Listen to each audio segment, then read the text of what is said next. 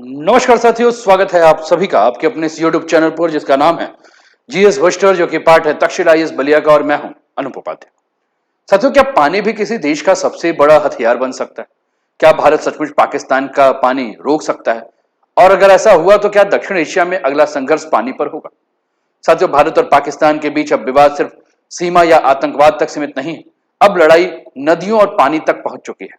पाकिस्तान के एक मंत्री ने धमकी दी है कि अगर किसी ने हमारा पानी रोका तो हम उसका हाथ काट देंगे। लेकिन सबसे बड़ा सवाल कि क्या भारत के पास वास्तव में ऐसा करने का ताकत है या कोई कानूनी अधिकार है? आखिर 1960 की सिंधु जल संधि क्या है? क्या भारत इसे एक तरफा खत्म कर सकता है? अंतर्राष्ट्रीय कानून इस पर क्या बात कहता है?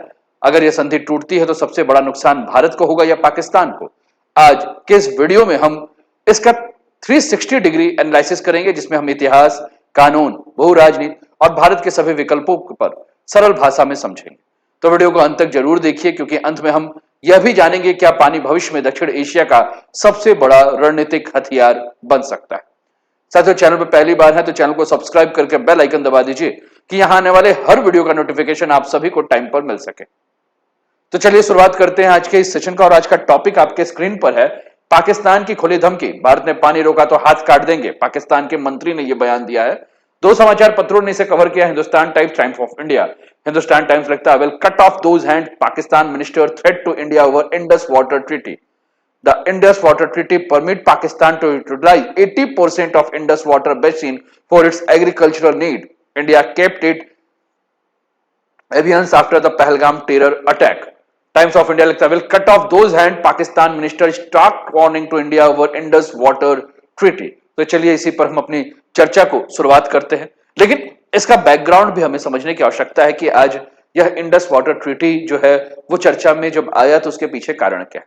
साथियों, पिछले साल यानी कि 22 अप्रैल 2025 को पहलगाम में एक भीषण आतंकवादी हमला हुआ, और इस हमले में 26 निर्दोष लोगों की जान चली गई। भारत ने इस हमले के पीछे पाकिस्तान समर्थित आतंकवादी नेटवर्क को जिम्मेदार ठहराया और कहा कि सीमा पार आतंकवाद को अब पहले की तरह नहीं देखा जाए। इसके बाद भारत ने कूटनीतिक, राजनीतिक और रणनीतिक स्तर पर कई बड़े फैसले लिए, लेकिन इनमें सबसे ज्यादा चर्चा जिस फैसले की थी वो थे 1960 के सिंधु जल संधि को तत्काल प्रभाव से स्थगित करना। जो है, भारत का संदेश बिल्कुल स्पष्ट था कि आतंकवाद और सामान्य संबंध एक साथ नहीं चल सकते। यानी जब तक सीमा पर आतंकवाद पर ठोस कार्यवाही नहीं होगी तब तक भारत अपने संबंधों की समीक्षा करता रहेगा। और यहीं से शुरू हुआ पानी को लेकर नया भू राजनीति। पाकिस्तान ने इसे अपने लिए गंभीर खतरे के रूप में देखा, क्योंकि उसकी कृषि, अर्थव्यवस्था, करोड़ों लोगों की आजीविका सिंधु नदी प्रणाली के ऊपर निर्भर करती है। ऐसे तनाव के बीच पाकिस्तान के जलवायु परिवर्तन मंत्रालय के द्वारा एक बयान दिया गया। वहां के मंत्री ने जो बयान दिया वो बयान था कि अगर किसी ने पाकिस्तान के हिस्से का पानी रोकने का प्रयास किया तो हम उसके हाथ काट देंगे। अब सवाल यह कि क्या भारत वास्तव में ऐसा कर सकता है या यह केवल राजनीतिक बयानबाजी है? इसे समझने के लिए साथियों हमें सबसे पहले जानना होगा कि आखिर में सिंधु जल संधि है क्या और इसकी शुरुआत कैसे हुई। तो आपके स्क्रीन पर ये पाकिस्तान का परिवहन मंत्री है जो इस प्रकार की बातें कह रहा है। साथियों, सिंधु जल संधि स्थगित होने से पाकिस्तान को क्या क्या जल संकट होगा पहले देख लेते हैं। सिंध और बलूचिस्तान प्रांतों में गंभीर जल संकट हो सकता है। देश के करीब 1/3 आबादी प्रभावित हो सकती है। नॉर्थ वेस्ट कैनाल में 64% पानी की कमी हो सकती है। राइस कैनाल में 38% और दादू कैनाल में 82% पानी की कमी हो सकती है। सुक्कूर बैराज का जलस्तर लगातार घट रहा है। स्थानीय नेताओं का आरोप है कि पानी के बंटवारे को लेकर सरकार की नाकामी से किसानों और अर्थव्यवस्था को नुकसान हो रहा है। साथियों, आपकी स्क्रीन पर ये सिंधु जल संधि के बारे में कुछ जानकारियां हैं, इससे हमें देखना है। जैसे कि 1960 में पाकिस्तान के भारत के पीएम नेहरू और पाकिस्तान के राष्ट्रपति अयूब खान के बीच दस्तखत हुए थे। आपको ये पीएम नेहरू जो है वो देखने को मिल रहे हैं भारत के, और अयूब खान जो राष्ट्रपति है पाकिस्तान के, और इसमें 80% पानी का बंटवारा जो है वो पाकिस्तान और 20% भारत को दिया गया। और पाकिस्तान को सिंधु, झेलम और चिनाब, और भारत को रावी, व्यास और सतलज का जो है वो जल मिला। तो आपकी स्क्रीन पर ये इंडस वाटर सिस्टम के जो 6 नदियां हैं, सिंधु, झेलम, चिनाब, रावी, व्यास और सतलज, और इसी को लेकर सिंधु जल समझौता हुआ, और ये समझौता कहीं ना कहीं पाकिस्तान के पक्ष में है। साथियों, तनाव बढ़ने के बीच पाकिस्तान की ओर से लगातार कड़े बयान सामने आए। सबसे पहले पाकिस्तान के जलवायु परिवर्तन मंत्री हैं, नाम है मुसादिक मलिक, ने भारत पर आरोप लगाया कि वह पाकिस्तान के हिस्से का पानी रोकना चाहता है। उन्होंने चेतावनी भी दी कि अगर इस प्रकार का कुछ होता है तो बहुत ही ज्यादा जो है नुकसान हो सकता है। साथियों, सिंधु जल संधि के बारे में पाकिस्तान के मंत्री ने यह कहा कि कानूनी रूप से यह प्रभावी है आज भी, और भारत इसे एक तरफा समाप्त नहीं कर सकता, ना ही इसकी शर्तों में अकेले बदलाव कर सकता है और ना ही इसे स्थायी रूप से निलंबित कर सकता है।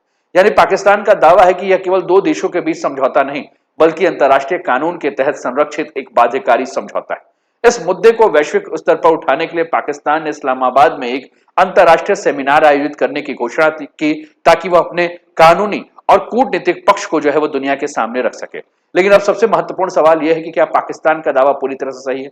क्या अंतर्राष्ट्रीय कानून वास्तव में भारत को सिंधु जल संधि से बाहर निकलने को रोकता है, या फिर भारत के पास ऐसे कानूनी और रणनीतिक विकल्प मौजूद हैं जिनकी चर्चा कम होती है? आइए एक एक करके सबसे पहले हम इस बात को समझते हैं। साथियों, अभी हमने सिंधु जल समझौते के बारे में एक क्षणिक जो है वो थोड़ा सा जो है हमने जानकारी लिया, एक छोटा सा इस पर डिस्कशन किया। थोड़ा सा अब और डिटेल में हम सिंधु जल समझौते को लेकर चलते हैं। साथियों, जैसा कि हमने कहा कि यह समझौता 1960 में हुआ।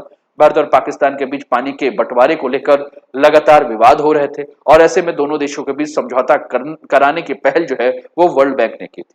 19 सितंबर 1960 को पाकिस्तान के शहर कराची में इस ऐतिहासिक संधि पर हस्ताक्षर हुआ। भारत की तरफ से तत्कालीन प्रधानमंत्री जवाहरलाल नेहरू और पाकिस्तान की तरफ से उस समय के राष्ट्रपति अयूब खान ने इस समझौते पर हस्ताक्षर किया। और इसमें सबसे महत्वपूर्ण बात यह कही गई कि इस संधि में जो कुल 6 नदियां हैं उनके जल का बंटवारा किया जाएगा। वह 6 नदियां थी सिंधु, झेलम, चिनाब, रावी, व्यास और सतलज।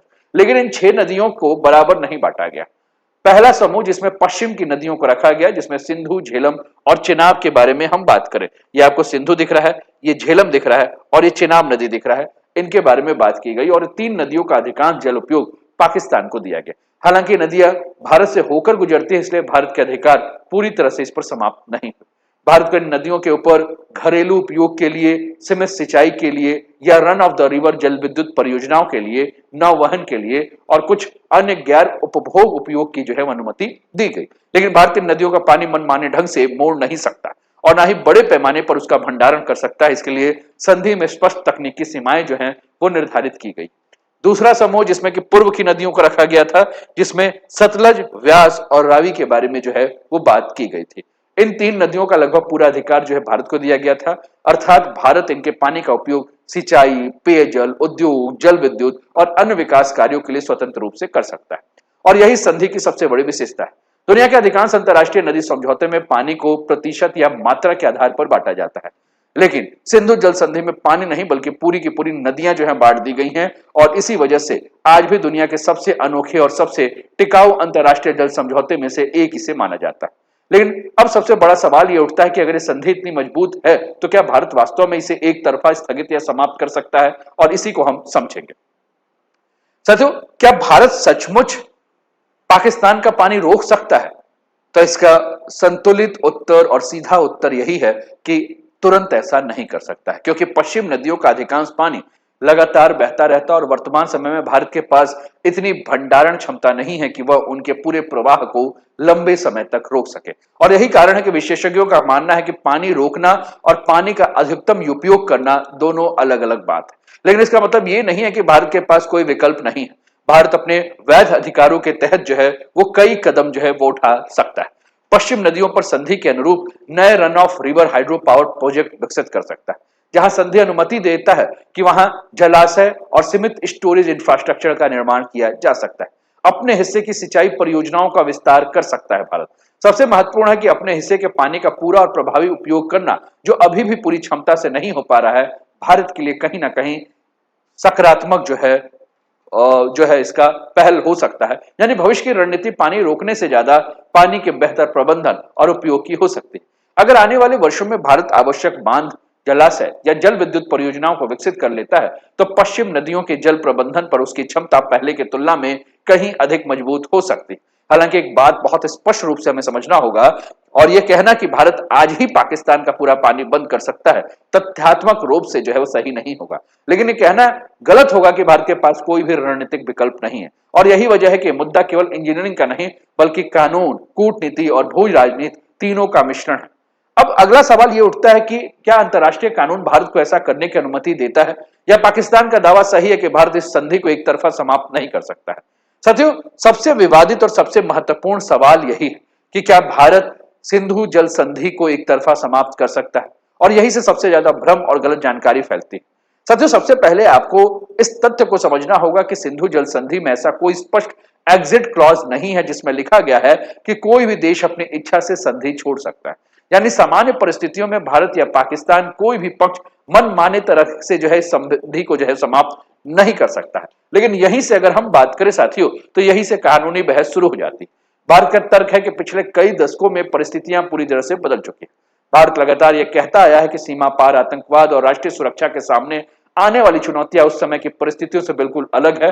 अब 1960 में संधि हुई थी, तो भारत का यह कहना है कि आतंकवाद और सहयोग साथ साथ नहीं चल सकते हैं। और इसी संदर्भ में कुछ अंतर्राष्ट्रीय विधि विशेषज्ञ फंडामेंटल चेंज ऑफ सर्कमस्टेंसेस यानी कि परिस्थितियों के मूलभूत परिवर्तन जैसे सिद्धांत का उल्लेख करते हैं। और यह सिद्धांत कुछ परिस्थितियों में संधियों के पुनर्मूल्यांकन की कानूनी बहस का हिस्सा रहा है, लेकिन इसका किसी विशेष मामले में लागू होना स्वतः सिद्ध नहीं होता है। भारत के दृष्टिकोण में राष्ट्रीय सुरक्षा सर्वोच्च प्राथमिकता है और इसी आधार पर वह अपने हालिया कदम को उचित ठहराता है। हालांकि यह समझना उतना ही जरूरी है कि मुद्दा पूरी तरह से निर्विवाद नहीं है। सच पाकिस्तान का दावा है कि संधि अब भी पूर्ण रूप से लागू है, जबकि भारत का कहना है कि बदली हुई परिस्थितियों पर इस पर पुनर्विचार आवश्यक है। यानी असल विवाद केवल पानी का नहीं है, बल्कि अंतरराष्ट्रीय कानून की अलग अलग व्याख्याओं का है। और सवाल अब यह है कि अगर यह विवाद आगे बढ़ता है तो सबसे ज्यादा नुकसान किसे होगा, भारत को या पाकिस्तान को, और यही हमें समझने की जरूरत है। साथियों, अगर यह संधि में कोई भी परिवर्तन होता है, संधि सस्पेंड होता है साथियों, तो अगर भविष्य में भारत अपने वैध अधिकारों के तहत पश्चिम नदियों के पानी का अधिकतम उपयोग करने लगे, तो सबसे बड़ा असर वो पाकिस्तान पर पड़ सकता है, क्योंकि पाकिस्तान की अर्थव्यवस्था में पानी की भूमिका बेहद महत्वपूर्ण है। आज पाकिस्तान के लगभग 90% कृषि सिंधु नदी जल प्रणाली के ऊपर निर्भर करता है। करीब 4.5 करोड़ एकड़ कृषि भूमि की सिंचाई वह सिंधु नदी जल प्रणाली के ऊपर निर्भर है। देश के लगभग 68% ग्रामीण आबादी प्रत्यक्ष या अप्रत्यक्ष रूप से कृषि के ऊपर निर्भर है, जबकि कृषि का योगदान पाकिस्तान की जीडीपी पे लगभग 23% के आसपास है। और ऐसे में यदि भविष्य में उपलब्ध पानी में उल्लेखनीय कमी आती है, तो सबसे पहले वहां की जो खेती है, चाहे हम गेहूं की बात करें, चाहे चावल की बात करें, चाहे कपास के बारे में बात करें, इन सब के ऊपर वो क्या है, असर पड़ना शुरू हो जाएगा। इसके अलावा पाकिस्तान के बड़े जल विद्युत बांध की बात करें, चाहे हम मंगला डैम की बात करें, चाहे तरबेला डैम की बात करें, उसके नदी प्रवाह पर भी वह पूरा इसका असर पड़ेगा। यदि जल उपलब्धता प्रभावित होती है तो बिजली उत्पादन पर भी दबाव बढ़ सकता है, जिससे ऊर्जा संकट और गंभीर हो सकता है। हालांकि यह भी समझना जरूरी है कि ऐसा प्रभाव अचानक नहीं होगा, और यह तभी संभव है जब भारत वर्षों में अपने जल प्रबंधन और आधारभूत ढांचे का विस्तार करे। तो अब इससे भारत को क्या फायदा होगा? इससे क्या केवल पाकिस्तान प्रभावित होगा? सच है, भारत को कुछ महत्वपूर्ण लाभ इससे मिल सकते हैं। यदि भारत अपने हिस्से का जल पूर्ण उपयोग करता में सफल होता है, तो जम्मू और कश्मीर में सिंचाई क्षमता बढ़ सकती है, हाइड्रो पावर प्रोजेक्ट से बिजली उत्पादन में वृद्धि हो सकती है, जलाशय और नहरों के विकास में स्थानीय अर्थव्यवस्था को लाभ मिल सकता है, जल प्रबंधन और जल सुरक्षा पहले की तुलना में अधिक मजबूत हो सकती है। लेकिन ये लाभ भारत को रातों रात नहीं मिलेंगे। इसके लिए बड़े निवेश, पर्यावरणीय स्वीकृतियां, इंजीनियरिंग परियोजनाएं और कई वर्षों का समय लगेगा। और सबसे महत्वपूर्ण सवाल कि क्या वर्ल्ड बैंक वह भारत को रोक सकता है? सबसे सीधे तौर पर कहे तो विश्व बैंक ने 1960 में संधि के निर्माण में मध्यस्थ की भूमिका तो निभाई थी, और आज भी विवाद के समाधान के कुछ प्रक्रियाओं में उसकी सीमित भूमिका है। लेकिन वह कोई अंतरराष्ट्रीय पुलिस नहीं है जो किसी देश को बलपूर्वक संधि लागू करा सके। तो फिर क्या संयुक्त राष्ट्र हस्तक्षेप करेगा? ताकि जब तक मामला अंतरराष्ट्रीय शांति और सुरक्षा के व्यापक संकट के रूप ना ले, तब तक संयुक्त राष्ट्र की भूमिका सीमित रह सकती है। तो फिर क्या चीन क्या करेगा? अब भू राजनीति में यही बात दिलचस्प हो जाती है। चीन स्वयं कई अंतरराष्ट्रीय नदियों का ऊपरी धारा वाला देश है। जैसे कि हम ब्रह्मपुत्र नदी के बारे में बात करें तो ब्रह्मपुत्र नदी का उद्गम चीन में, इसलिए जल संसाधनों पर चीन का अपना रणनीतिक दृष्टिकोण है। यानी यह मुद्दा अब केवल भारत बनाम पाकिस्तान का नहीं रहा, यह हाइड्रो डिप्लोमेसी, जल सुरक्षा, अंतरराष्ट्रीय कानून और दक्षिण एशिया के भविष्य की भू राजनीति का महत्वपूर्ण विषय बन चुका है। तो साथियों, आज का संघर्ष केवल सीमा का नहीं, यह पानी का संघर्ष है। 21वीं सदी में तेल से अधिक महत्वपूर्ण संसाधन पानी बनता जा रहा है। भारत के सामने दोहरी चुनौती है, एक और राष्ट्रीय सुरक्षा तो दूसरी अंतरराष्ट्रीय दायित्व। और पाकिस्तान की तिखी बयानबाजी इस बात का संकेत है कि सिंधु जल संधि अब केवल एक जल समझौता नहीं बल्कि रणनीतिक और भू राजनीतिक मुद्दा बन चुका है। आने वाले वर्षों में यह भारत पाकिस्तान संबंधों का सबसे संवेदनशील मुद्दा है, यह बन सकता है। याद रखिए साथियों, ये युद्ध केवल बंदूकें से नहीं लड़े जाते। 21वीं सदी में पानी, तकनीक, अर्थव्यवस्था भी रणनीतिक हथियार बन चुके हैं। सिंधु जल संधि का भविष्य केवल भारत और पाकिस्तान नहीं बल्कि पूरे दक्षिण एशिया की स्थिरता को जो है वो प्रभावित कर सकता है। आपको क्या लगता है? आप अपने विचार जो है वो कमेंट के माध्यम से हम तक पहुंचाएं, और कैसा लगा सेशन ये भी जरूर बताएं। साथियों, चैनल पर पहली बार है तो चैनल को सब्सक्राइब करके बेल आइकन दबा दीजिएगा, वीडियो को लाइक कर दीजिएगा, शेयर कर दीजिएगा। विचार जो भी हो, पक्ष, विपक्ष और तटस्थ, आप सभी के विचारों का हम स्वागत करते हैं। जय हिंद, जय भारत।